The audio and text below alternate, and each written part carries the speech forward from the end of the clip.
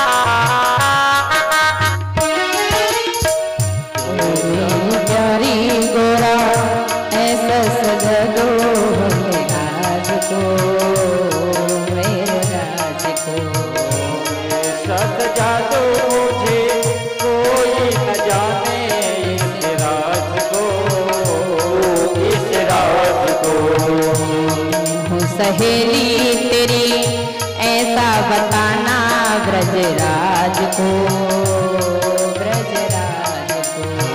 मैं हूँ सहेली तेरी ऐसा बताना ब्रजराज को, ब्रजराज को।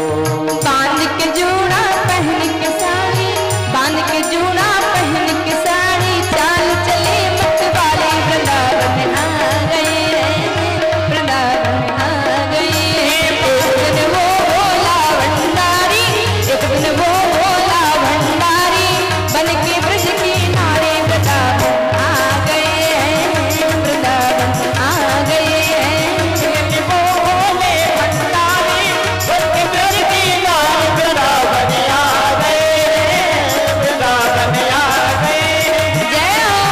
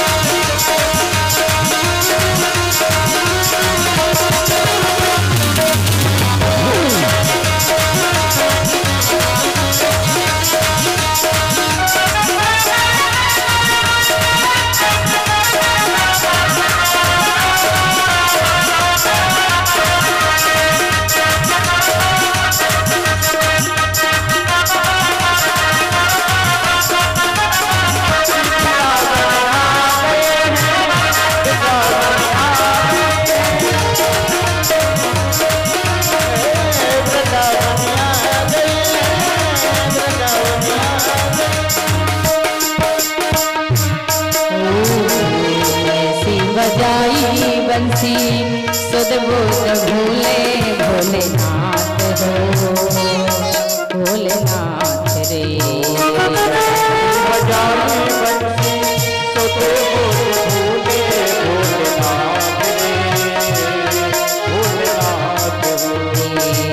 ऐसी बजाई बंसी सुध बुध भूले भोलेनाथ रे, बजाई बंसी सुध बुध भूले भोलेनाथ रे, भोलेनाथ रे। और जब अपना सुध बुध भूल गए तो क्या हुआ? अरे सर से खिसक गई जब सारी, सर से खिसक गई जब सारी, मुस्काए बनवारी वृंदावन आ गए, वृंदावन आ गए। सर से सरक गई जब सारी, हमने पार्वती जी से कि आपकी कौन है, तो इनने कहा था हमारी सहेली। हमने कहा था भैया सब लोग तो अपना मुंह घर की आई हैं, सब आई बिन घूंघट की, जे घूंघट में क्यों आई? तो पार्वती जी ने कह दिया कि उनको शर्म आ रही।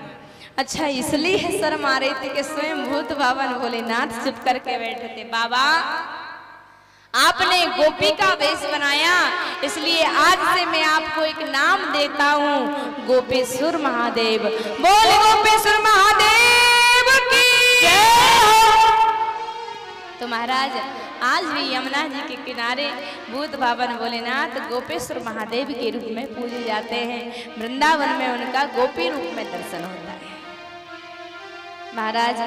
तो ऐसी महाराज की लीला जो कहते हैं, जो भी इस महाराज का वर्णन दर्शन श्रवण करते हैं उन्हें भगवान के चरणों में पराभक्ति प्राप्त होती है और उनका हृदय रोग हमेशा के लिए मिट जाता है। ऐसी महाराज की महिमा।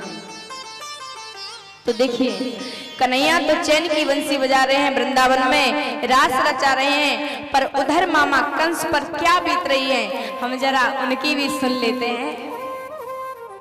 तो महाराज नारद जी ने कंस से कहा, सुनो महाराज, आप जिसे नंद का लाला समझ रहे हैं ना, वो नंद का लाला नहीं, वो तुम्हारी बहन देवकी का लाला है। महाराज जैसे ही इतना नारद बाबा ने कहा, कंस को बहुत क्रोधित आया, बहुत क्रोध आया, बहुत गुस्सा करने लगे, तलवार निकाल करके दौड़े। देवकी ने मेरे से झूठ बोला, आज मैं इसको जीवित नहीं छोड़ूंगा, मार दूंगा। और जैसे ही दौड़ पड़े तो नारद बाबा ने हाथ पकड़ लियो। महाराज जोश में होश नहीं गंवाना चाहिए, ध्यान करिए। अरे तुम देवकी को मार दोगे तो वो लाला थोड़ी मर जाएगा, तुम्हारा काल थोड़ी मर जाएगा। अरे तुम्हारा काल वसुदेव नहीं वासुदेव है, उसको देखिए। अच्छा बोले बाबा तो फिर आप ही बताओ क्या करें। तो बोले अब तुमने जितने भी राक्षस वहां भेजे उन सारे को तो वो ठिकाने लगाते गए एक एक करके, इसलिए अब भेजना बंद करो, उन्हीं को यहाँ बुलाओ, उन्हीं को बुलाने का प्रयास करो। कंस ने कहा ठीक है। और इधर नारद बाबा तुरंत पहुंचे भगवान के पास, कहने लगे भगवान क्या तुम एक एक राक्षस मार के टाइम पास कर रहे हो, जल्दी से एक साथ ही सबको मार डालो, मैंने योजना बना दी है, अक्रूर जी तुमको लेने आएंगे और तुम चले जाना और सबको एक ही साथ ठिकाने लगा देना। भगवान ने कहा ठीक है। तो महाराज नारद बाबा तो चले गए।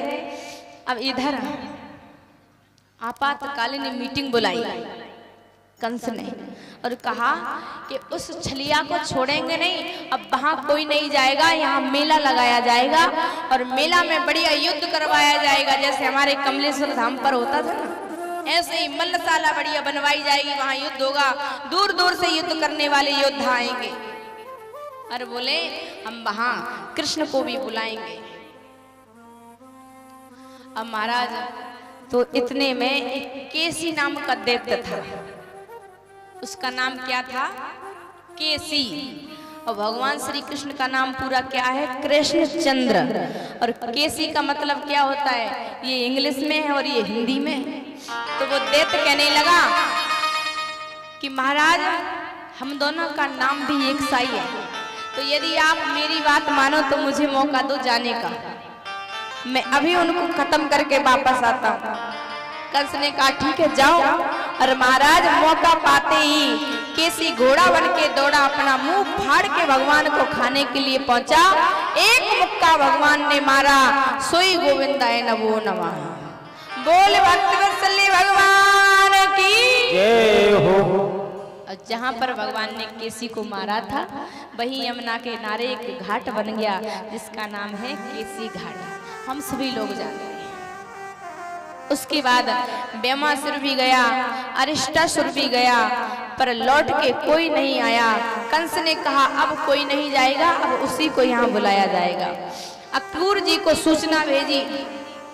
अक्रूर जी महाराज कंस के यहाँ आए तो कंस ने उठ करके हृदय से लगा लिया, गले से लगा लिया अक्रूर जी बड़ी विडम्बना में पड़ गए। हे भगवान, जब से ये राजा बना तब से इसने आज तक